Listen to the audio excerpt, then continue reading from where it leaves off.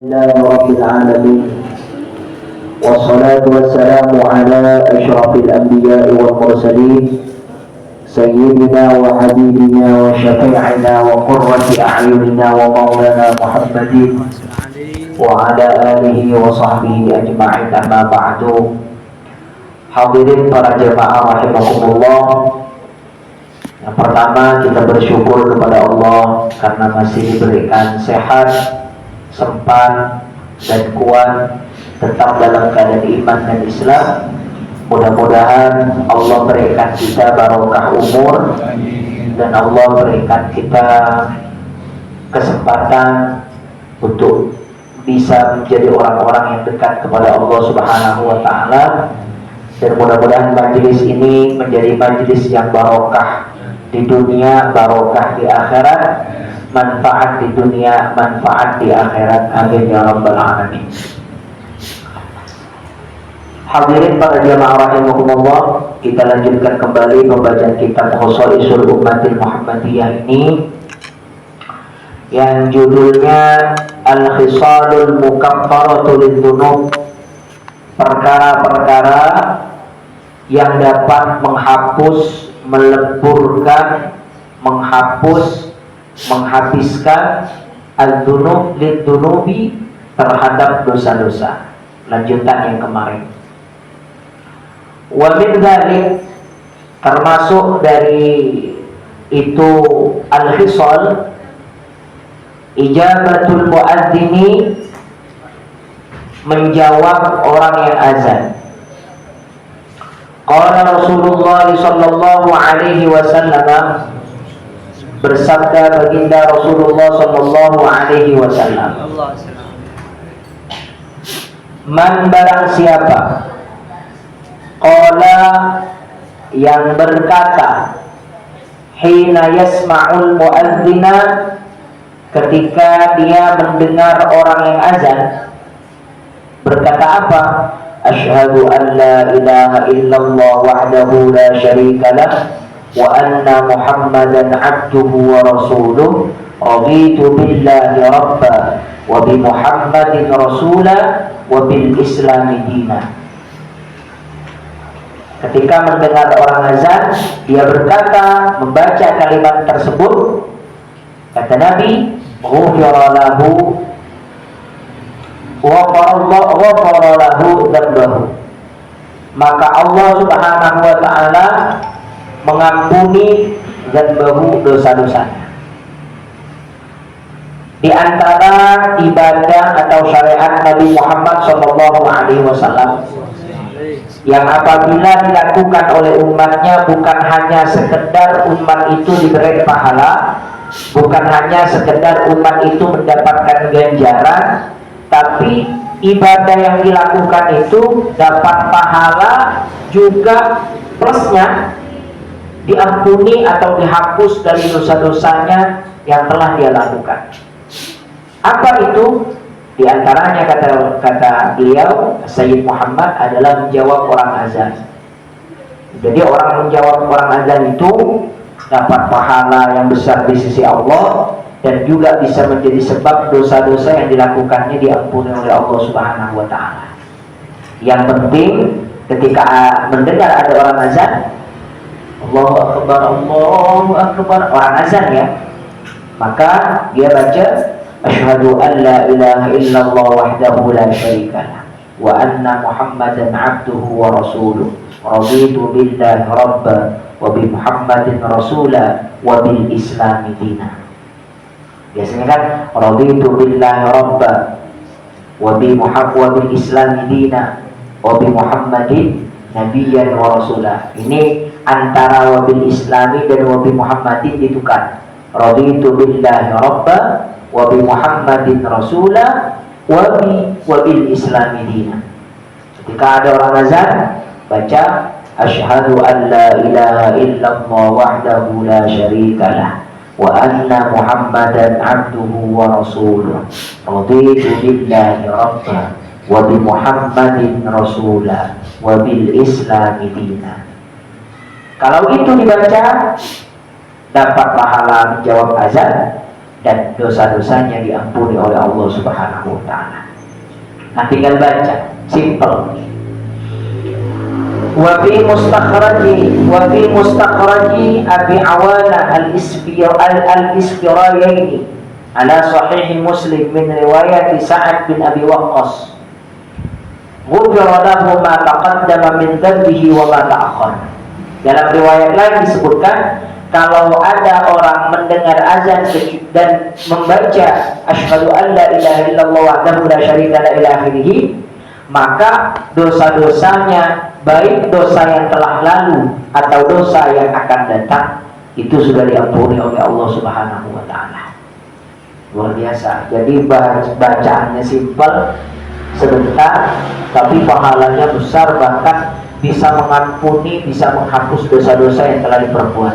Asyhadu an la ilaha illallah wahdahu la syarikalah wa asyhadu anna Muhammadan abduhu wa rasuluh. Raditu billahi rabba wa bi Muhammadin rasula wa bil islami dinan. Wa min dzalika, juga termasuk ibadah kebaikan yang kalau dilakukan bukan hanya sekedar dapat pahala, tapi juga bisa menghapus dosa-dosa kita, sholatul tasabih, yaitu sholat tasbih. Wa fiha anna man fa'alaha yughfar lahu dhanbuhu awwaluhu wa akhiruhu, qadimuhu wa hadithuhu, khata'uhu wa amaluhu, saghiruhu wa kabiruhu, wa sirruhu wa alaniyatuhu. Lengkap, luar biasa. Orang yang melaksanakan sholat tasbih itu disebutkan di antara keutamaan orang yang melakukan sholat tasbih, diampuni dosanya oleh Allah. Awwaluhu, yang dulu, wa akhiruhu, yang akan datang, wa qadimuhu, yang masa lampau, wa hadithuhu, yang akan datang, khata'uhu, yang tak sengaja, wa amaluhu, dan yang sengaja, shaghiruhu, dosa yang kecil, wa kabiruhu, dosa yang besar, wa sirruhu, dosa yang tak nampak, wa alaniyatuhu, dan dosa yang nampak, yang dulu, yang akan datang, yang tak sengaja, yang sengaja, yang kecil, yang besar, yang tak nampak, yang nampak, semuanya akan diampuni oleh Allah Subhanahu wa taala. Salat tasbih itu dilakukan di waktu siang boleh, dikerjakan di waktu malam juga boleh. Berapa rakaat? 4 rakaat. Kalau dilakukan di waktu siang, itu tahiyatnya sekali aja. Kalau dilakukan di waktu malam, tahiyatnya 2 kali. 2 rakaat tahiyat awal, 2 rakaat tahiyat akhir. 2-2. Kalau dikerjakan waktu malam, 2 rakaat tahiyat salam, berdiri lagi 2 rakaat tahiyat salam. Jadi dikerjakan 2-2, 4 rakaat. Tapi kalau sholat tasbihnya dikerjakan di waktu siang, itu 4 rakaat dikerjakan 1 kali, 1 salam. 4 rakaat, 1 salam, tak pakai tahiyat awal. Jadi langsung rakaat pertama berdiri, rakaat kedua berdiri, rakaat ketiga berdiri, rakaat keempat berdiri. Itu biasanya banyak ulama melakukan di bulan Ramadan.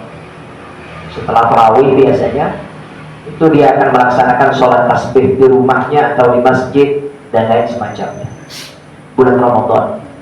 Tapi kita tak usah nunggu Ramadan, Pak, kalau belum pernah melakukannya. Dia kok umur sampai bulan Ramadan. Sekarang bulan Jumadal Ula, kemudian nanti Jumadal Akhirah, habis Jumadal Akhirah Rajab, Sya'ban, Ramadan, taruhlah 4 bulan lagi. Masih lama. Jadi kalau bisa malam ini, kenapa nunggu besok? Kalau bisa besok, kenapa nunggu lusa? Jadi urusan ibadah itu kalau kita bisa melakukannya, jangan ditunda-tunda. Kata Ibnu Umar, "Fa'idza asbahta fala tadbiril masa." Kalau kamu hidup di waktu pagi bisa berbuat ibadah, jangan sampai ibadah itu kamu tunda sampai sore.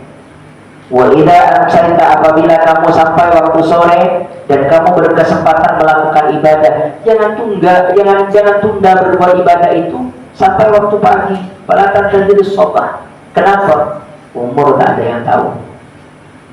Maka caranya itu seperti tadi, usolli sunatan tasbih.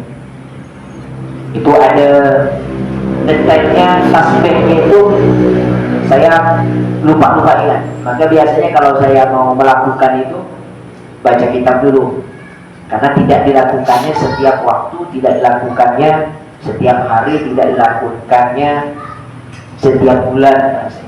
Tapi kalau bisa memang setiap malam. Tak bisa setiap malam, seminggu sekali. Tak bisa seminggu sekali, sebulanlah sekali. Tak bisa sebulan sekali, setahunlah sekali. Tak bisa setahun sekali, seumur hiduplah sekali. Tak pernah sama sekali, nah ini yang repot Pak. Nanti tinggal penyesalan, karena kalau udah dikubur di dalam kubur itu tak bisa sholat tasbih lagi.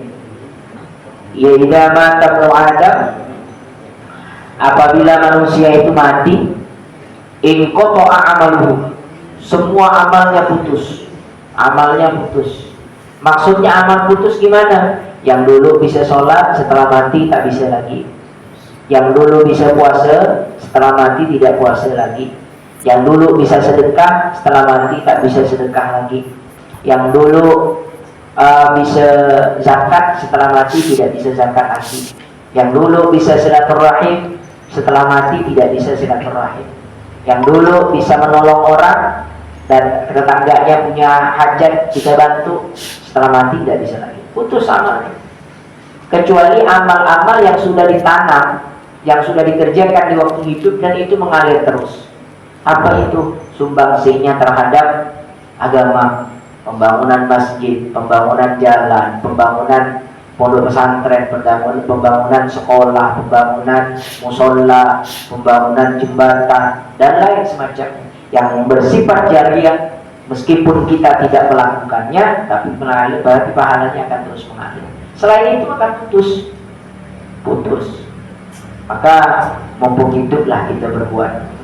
Mumpung hidup berbuat. Mati itu, pahala itu yang diberikan oleh Allah adalah pahala yang kita lakukan di waktu hidup dan yang terus mengalir kepada kita, dan kita yang menjadi sebab terjadinya kebaikan itu, maka pahalanya akan terus mengalir. Selain itu tidak akan. Maka mudah-mudahan kita diberikan pahala yang banyak dan besar di sisi Allah Subhanahu wa taala, yang pahala itu mengantarkan kepada rahmatnya Allah. Jadi sebenarnya tujuan puncak kita itu bukan pahala, Pak. Bukan pahala itu. Pahala itu bukan tujuan sebenarnya. Tujuan kita itu puncaknya adalah rahmatnya Allah, kasih sayang Allah. Yang perlu kita perjuangkan ini, bagaimana Allah itu sayang dengan kita, bagaimana Allah itu suka kepada kita, bagaimana Allah itu senang kepada kita. Pahala itu bonus saja, bukan tujuan. Maka jangan berhenti di pahala. Beribadah itu jangan berhenti di pahala.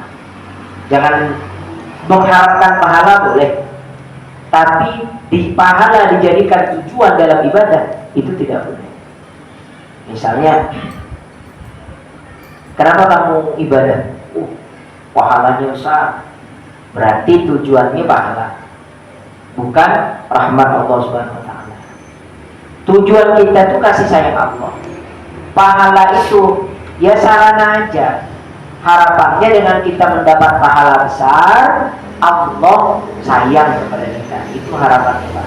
Jadi pahala itu bukan tujuan. Tujuan kita adalah rahmatnya Allah. Pahala itu murni pemberian Allah Subhanahu wa taala. Maka mudah-mudahan kita disayangi Allah, diridhoi Allah, dicintai Allah. Itu yang kita pengennya. Kemudian wa min dzalik, termasuk di antara ibadah yang kalau kita lakukan menyebabkan dosa-dosa kita diampuni oleh Allah, at-ta'minu fis shalah, membaca amin di dalam sholat. Waqad qala sallallahu alaihi wasallam, idza ammana al-imam fa aminu fa innal malaikata tu'minu faman wafaqa ta'minuhu ta'minal malaikah ghufira lahu ma taqaddama min dhanbi. Kata Nabi Muhammad sallallahu alaihi wasallam, ketika imammu berkata amin, maka kamu yang menjadi makmum aminlah.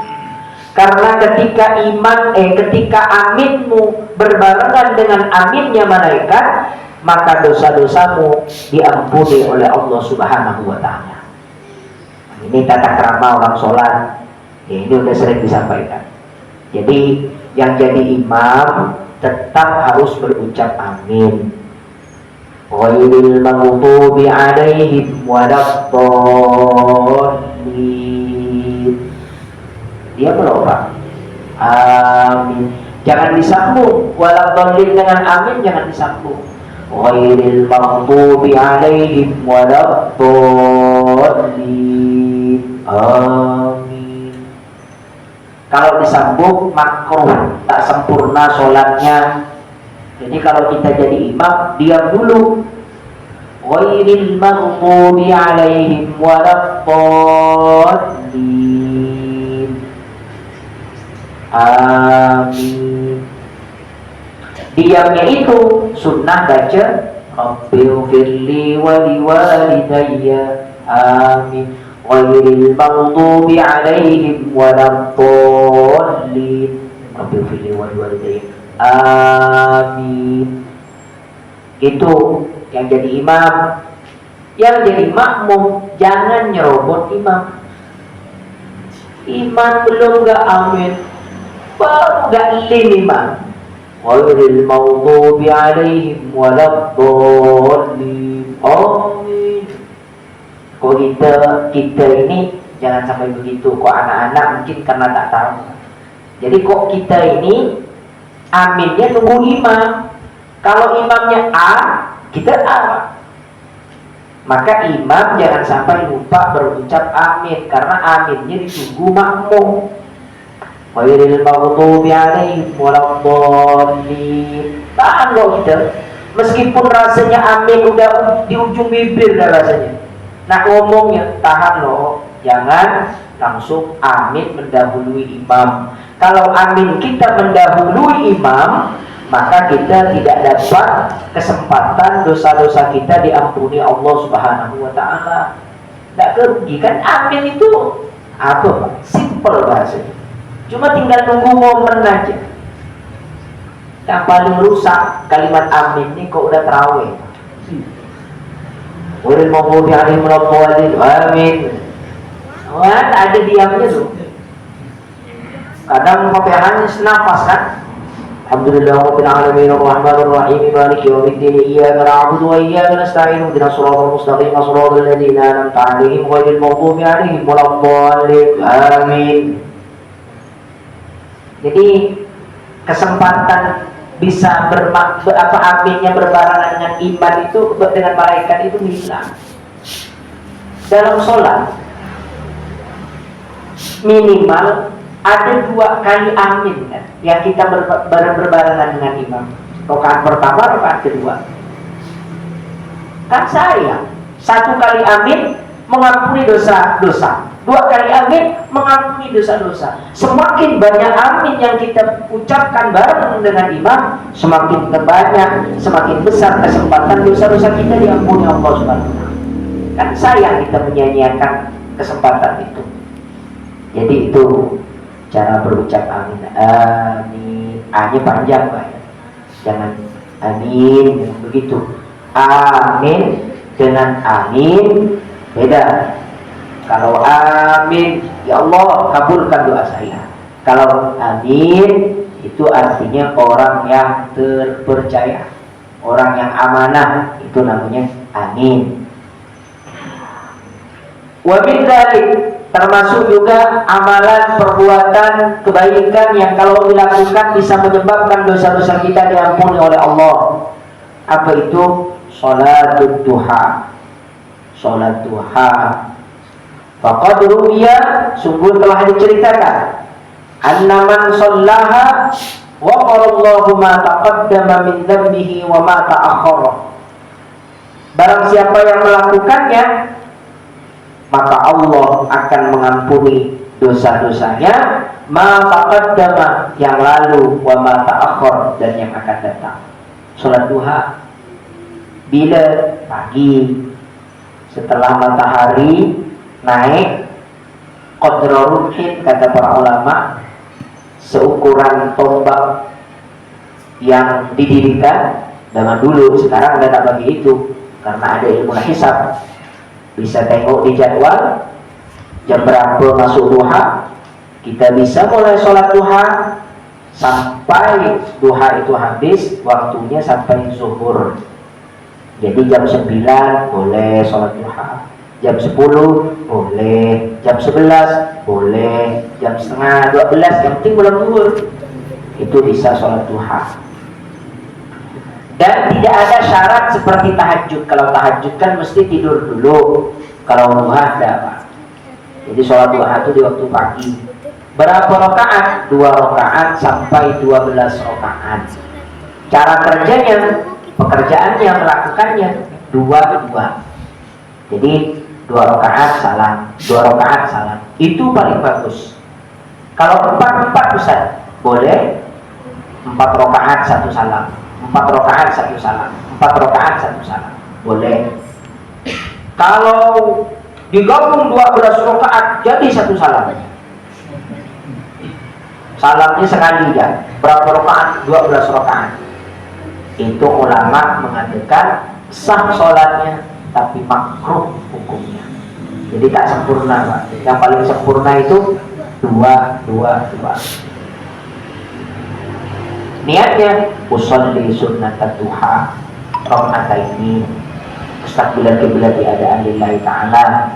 Rakaat pertama ayatnya kalau tak hafal duha dia baca qul huwallahu ahad. Ayat kedua qul ya ayyuhal kafirun, baca dia itu diulang-ulang. Di ujung nanti setelah Bapak selesai melaksanakan sholat, baca doa. Doanya Allahumma inna duha'a duha'uka wal baha'a baha'uka wal qudrata qudratuka wal quwwata quwwatuka wal ismata ismatuka.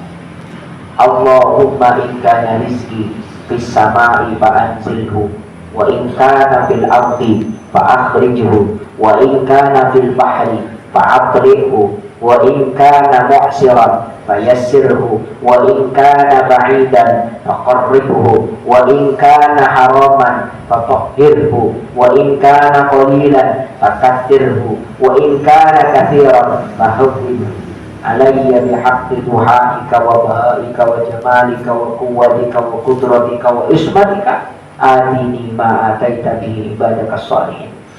Itu doa orang sholat duha.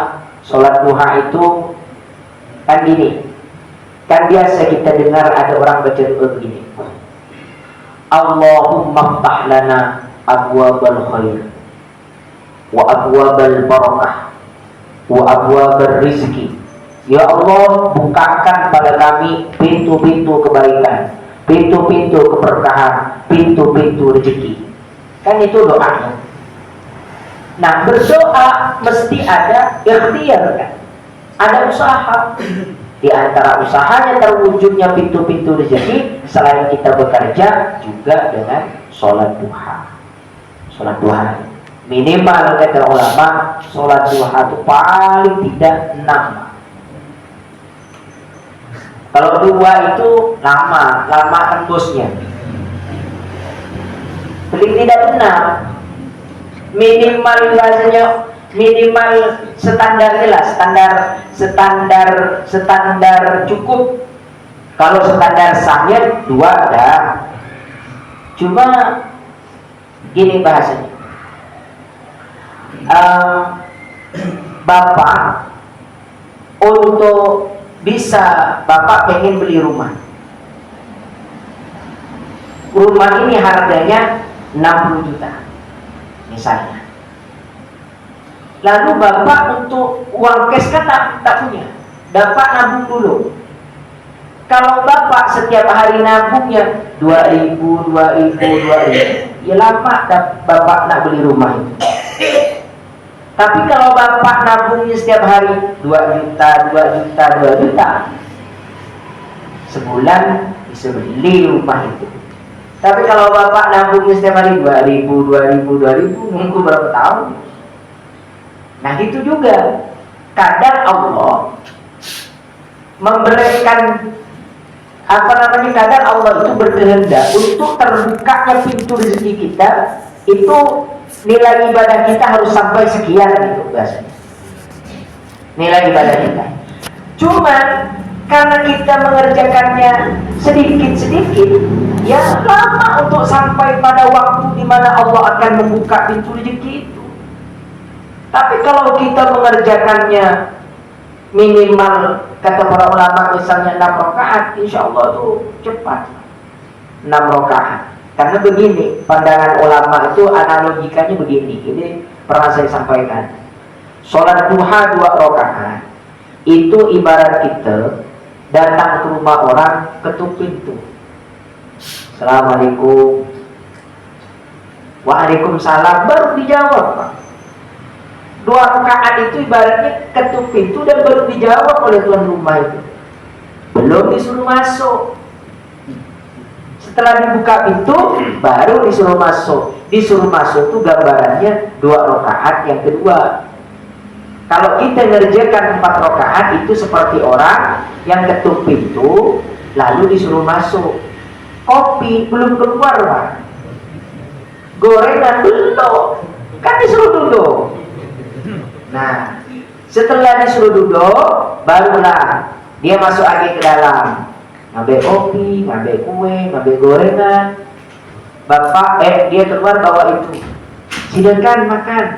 Itu diibaratkan 2 rakaat berikutnya. Berarti 6 rakaat.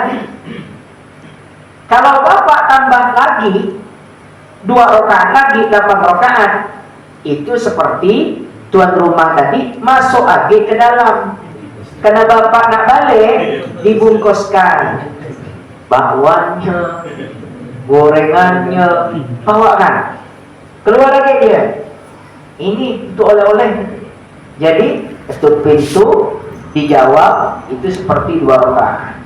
Duduknya seperti 2 rakaat berikutnya, 4 rakaat. Disuguhkan makanan minuman 2 rakaat berikutnya, 6 rakaat. Dibawakan oleh-oleh, yaitu seperti 8 rakaat. Jadi sempurna itu memang 8. Kalau sampai 12 itu lebih sempurna lagi. Duha itu seperti ini. Dan sholat duha ini, Pak, itu tak mesti bapak berdiri. Orang mengerjakan sholat sunnah, meskipun dia mampu berdiri, itu boleh duduk. Karena orang sholat yang wajib berdiri itu adalah sholatnya sholat fardu, itu wajib berdiri. Kalau sholat sunnah tak berdiri tidak apa-apa. Oh boleh Ustaz? Iya boleh. Cuman pahalanya separuh yang berdiri. Jangan nak bapak bilang sama. Kalau kita mampu berdiri sholat sunnah, mampu berdiri, tapi milih sholat duduk, sah, dapat pahala, dapat sama dengan yang berdiri? Tak sama. Nama orang berdiri dengan orang duduk tak sama. Kecuali kita memang tak mampu berdiri. Kalau tak mampu berdiri sholat duduknya pahalanya sama seperti yang berdiri. Kenapa? Karena kita tak mampu berdiri. Kalau kita mampu berdiri tapi sholat duduk, sah. Cuman pahalanya separuh daripada yang berdiri.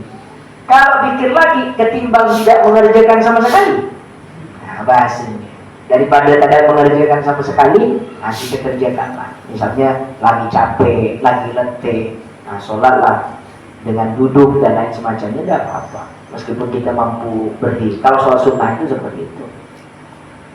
Jadi banyak amalan, perbuatan, kebaikan yang telah disyariatkan di dalam agama Islam yang dicontohkan oleh Nabi Muhammad SAW, Yang itu kita kalau mengamalkannya bukan hanya sekedar dapat pahala, tapi dosa-dosa kita diampuni Allah Subhanahu wa taala. Masya Allah.